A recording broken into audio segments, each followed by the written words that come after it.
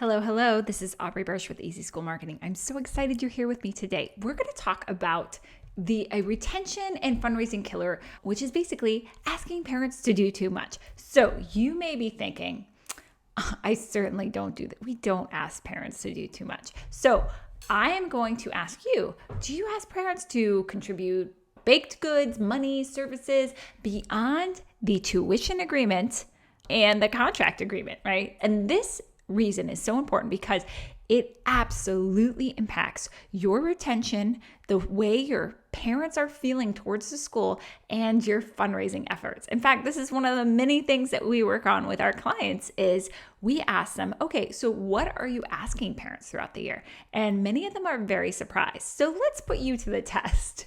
I want to know, can you tell me, do you do these things to parents? Do you ask for an activity fee in addition to the contract? Do you ask for a parents association fee in addition to the contract?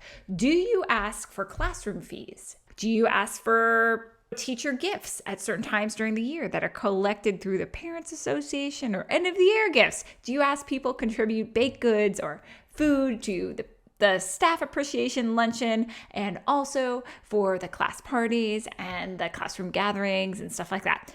If you answered yes to any of these things, I would highly suggest that you look at your overall calendar and look at how much you are expecting parents to do. Now, why is this important? So when you look at this, when we're looking at this and we're seeing these many little asks, right, to parents, you might think they really do want to contribute to some of these things. And that may certainly be true.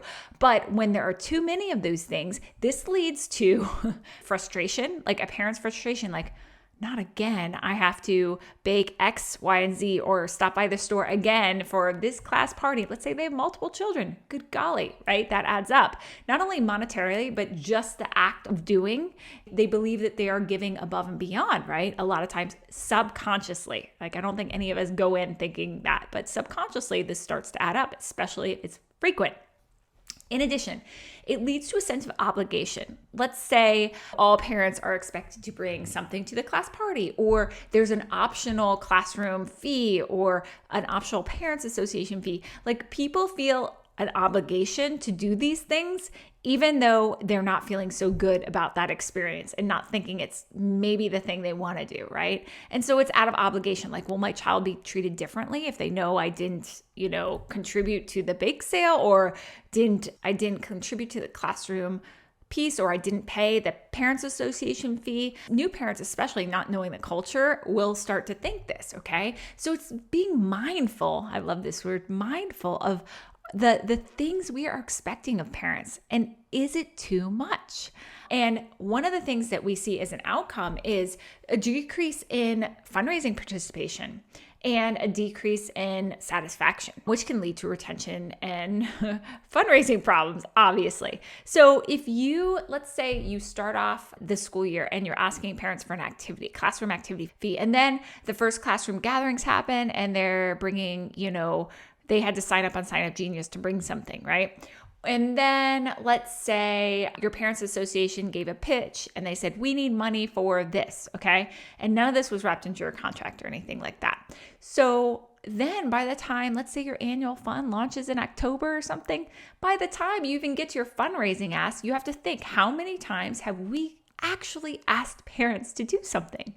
And this is key. And that's why I always say minimize the ask, like roll them into contracts. Think about strategically when you want to ask parents for things and when you don't. And certainly I would say at the beginning of the year is not the time to ask parents to do certain things, especially in front of your fundraising season.